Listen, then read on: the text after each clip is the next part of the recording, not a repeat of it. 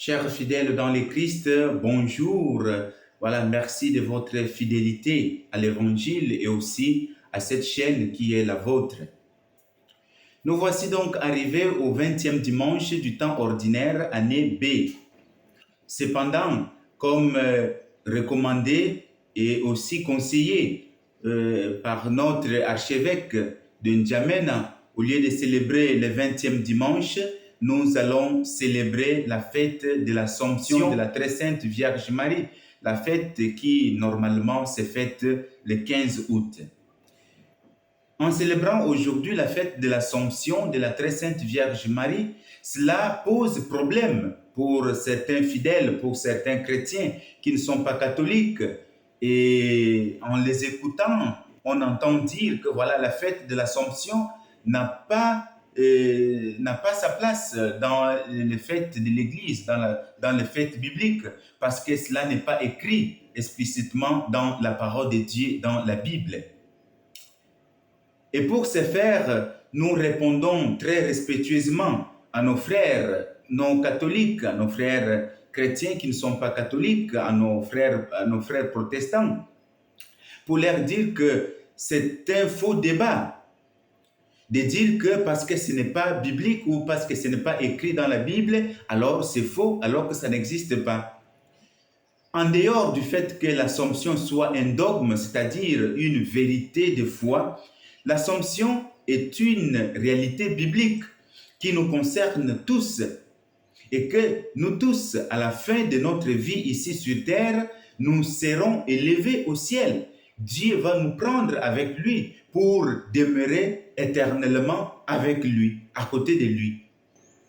Nous trouvons cette réalité biblique dans la prière de Jésus. Quand Jésus adresse cette prière à son Père, il dit « Père, que tout ce que tu m'as donné, je veux que là où je suis, eux aussi soient avec moi, afin qu'ils contemplent ma gloire. » Jean 17, 24. Cette gloire qui nous attend tous à la fin des temps, elle a été donnée à la Vierge Marie, la mère de Jésus, la mère de Dieu, d'une façon anticipée. Célébrer l'Assomption, c'est célébrer la réussite d'une vie totalement donnée à Dieu. Marie, mère du Christ, mère de Dieu, a fait un parcours exceptionnel, un parcours sans égal, une vie de foi profonde et persévérante. C'est pourquoi, c'est la raison pour laquelle Dieu l'a retirée de la terre pour l'amener auprès de lui. Marie a été prise par Dieu, par Jésus, a été enlevée, c'est-à-dire quoi? A été déplacée vers le haut, Vu son parcours très exceptionnel, Dieu lui confère une place de choix au ciel. Marie, ayant fait un parcours plus que brillant, a été élevée par Dieu, comme nous lisons dans la Bible, comme ça a été avec Enoch, avec le prophète Élie. C'est la récompense des justes.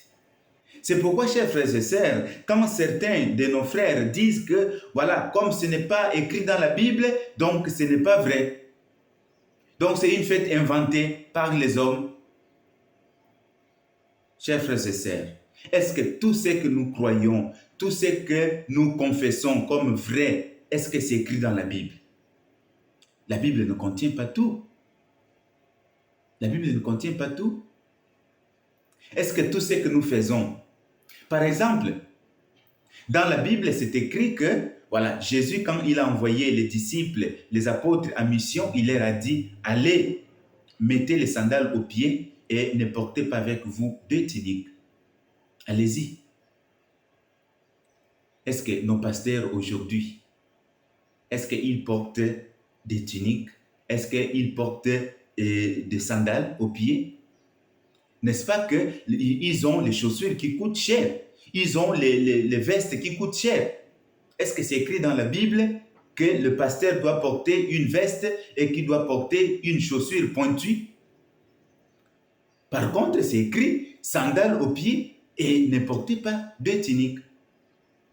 Si nous voulons suivre textuellement, si certains d'entre nous veulent suivre la Bible telle que c'est écrit, je crois que nous serions tous habillés comme Jésus a demandé, surtout pour les apôtres, pour les pasteurs, pour les prêtres et tout ça.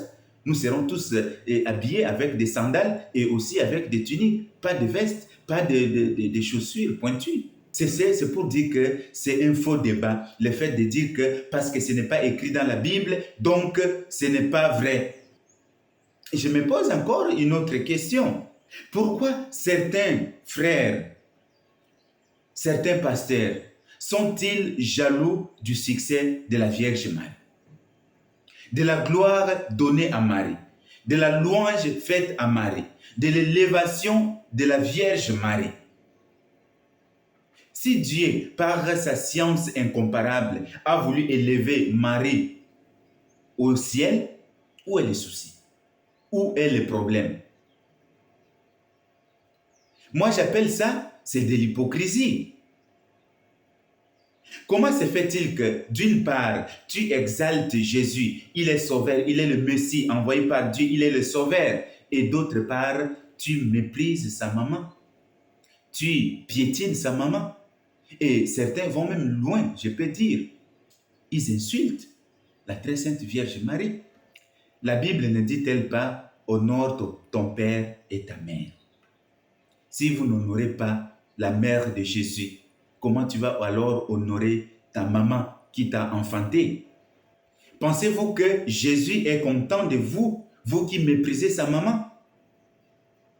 Chers frères et sœurs, cessons d'être hypocrites, qui ignorent l'excellent parcours effectué par Marie, qui ignore sa foi durant la passion de son fils, qui ignore sa vie exemplaire, qui ignore la place qu'elle a occupée dans l'histoire du salut. En outre, tous ces gens qui disent que les catholiques adorent la Vierge Marie, moi je dis qu'ils sont des menteurs. Ils doivent venir se confesser. Ils doivent venir demander pardon aux fidèles, aux chrétiens catholiques. Parce que nulle part, les chrétiens catholiques adorent la Vierge Marie. Nous avons l'unique qui mérite l'adoration, c'est Jésus-Christ.